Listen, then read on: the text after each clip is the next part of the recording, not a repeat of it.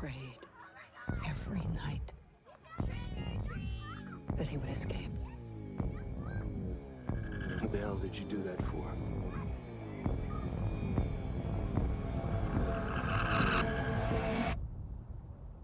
So I can kill him.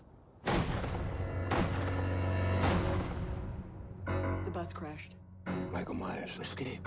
He'll return to Haddonfield, his home. I need to protect my family.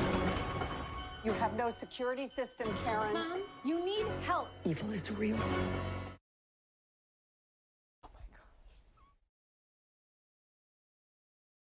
All right, welcome back. We are still here with Clarence McKee. You just saw the new trailer for the latest Halloween movie starring Jamie Lee Curtis. We were a little hiccup. We were actually watching that when we were we were all like, back on air. Yeah.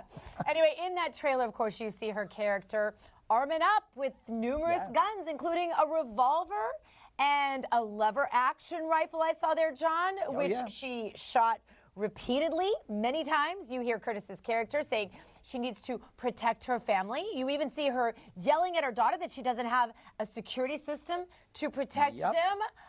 What do you make of this, John? Good sound advice. I saw some shotguns there, some semi-autos in her gun cabinet.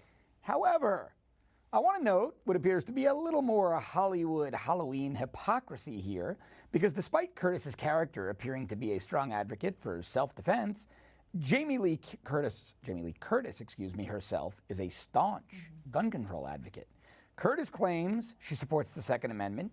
She told USA Today, quote, "I have absolutely no problem with people owning firearms. If they have been trained, licensed, a background check has been conducted, a pause button has been pushed to give time for that process to take place, and they have to renew their license just like we do with automobiles, which are weapons also." I guess I missed that part of the Second Amendment, Gina and Clarence. Curtis says just because she supports what she calls our common sense gun safety doesn't mean she's anti-gun. Those to me seem like pretty tall roadblocks on the path to gun safety. Well, that's where we want to welcome in Grant Stinchfield, the host of NRA TV Live Daily and the Grant Stinchfield Report on KLIF Dallas. Grant, thank you for joining us today. Grant, hypocrisy here, because I haven't seen the movie, I'm just gonna say, but I would be willing to bet that they don't show background checks for her, that they don't show this license, this pause period, which by the way has resulted in numerous deaths, especially of women who are under attack from perhaps violent ex-husbands and things like that. And so she advocates for all of those things, but it's quite convenient that she made probably a few $1 million doing this movie, right? Of course there is, and so this is what we see so often is the hypocrisy coming out of Hollywood when it comes to this.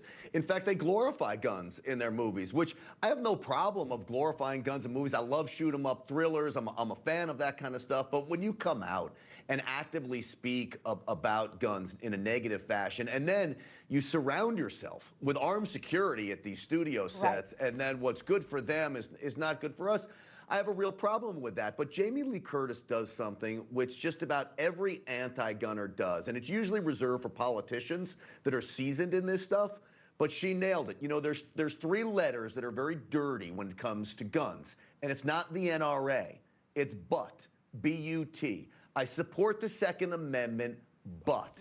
And then she goes on to a whole litany of gun control measures straight out of the anti-gunners playbook. You know, Grant, to that end, Jamie Lee Curtis has actually put her activity, her activism, where her mouth is. Now, back in March, she tweeted her support for the March for Lives anti-gun rally in Washington, D.C., after the Parkland High School shooting, of course, in Florida back in February of this year. Jamie Lee Curtis tweeted, you see it right there, quote, "Heroes everywhere, cowards too. We all have a choice how we will participate, not just marching.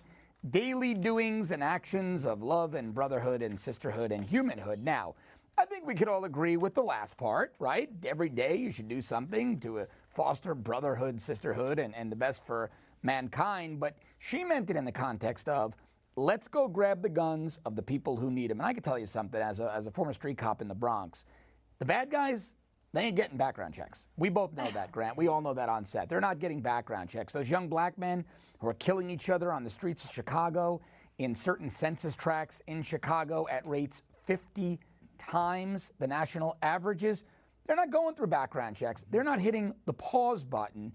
And I, for one, am getting a little fed up with these Hollywood celebrities. The only place I'll disagree with my good friend and co-host Gina is she's making more than a few million. I bet she makes double-digit millions off this movie. And she's up there using that money and that notoriety to push an agenda that, frankly, Grant, I think is unsafe for the elderly, the disabled, for women. For women. And for those families living in these bad neighborhoods who want to legally arm themselves to protect themselves and their kids, right? Yeah, there's no doubt about it, John. And we talk to law enforcement officers on this program all the time here at NRA TV, and they all tell me the same thing. The bad guys are not going out to gun shows and buying their guns. They're not going and buying them legally from gun shops. In fact, there was a study out of Chicago which was fabulous. They sent letters and surveys to criminals in prison that were convicted of gun crimes, and not one of them came back and said they bought their gun legally. Right. You know, the biggest way they get them, they steal them out of cars. But what Jamie Lee Curtis does here is she proves just how out of touch she is with middle America. So her little tweets and her preaching about gun control and all this stuff may play very well at her spa or Beverly Hills crowd, right? But it's not playing well with middle America. It's not playing well with the people that we try to reach, that love their guns, that love this country, that take the responsibility of keeping their families safe very, very seriously. She doesn't realize that people out there actually don't have armed security, that we have to take it upon ourselves to protect ourselves and our families. You would agree with Kanye West yesterday when he said it's not legal guns that are the issue. The problem is that we're having problems with illegal weapons. And he stood up for the Second Amendment. That's one reason he was attacked. But when he said it's not legal guns that are a problem, it's the illegal guns. Yeah, it is absolutely the illegal guns. And, you know, when you talk about the Second Amendment, which is a right, and it makes me sick that Jamie Lee Curtis wants to consider this equivalent to driving a car. You don't have it's not written in the Constitution, it's your right to drive a car.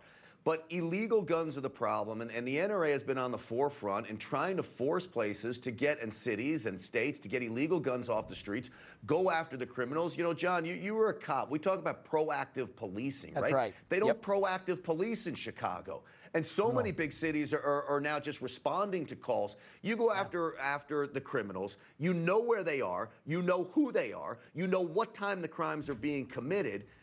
You got it right in front of you. But because of political correctness or whatever it is, they don't want to catch the criminals and put them in jail for a long time. So what do? They punish gun owners because it looks good on TV to their liberal friends.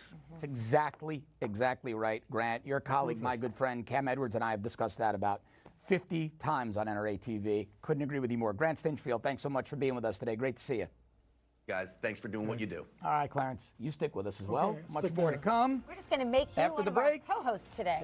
Big question this week, the big question. Who's going to be replacing UN Ambassador Nikki Haley after she announced her resignation? Going to be talking about that with our good friend Clarence McKee. Stick with us.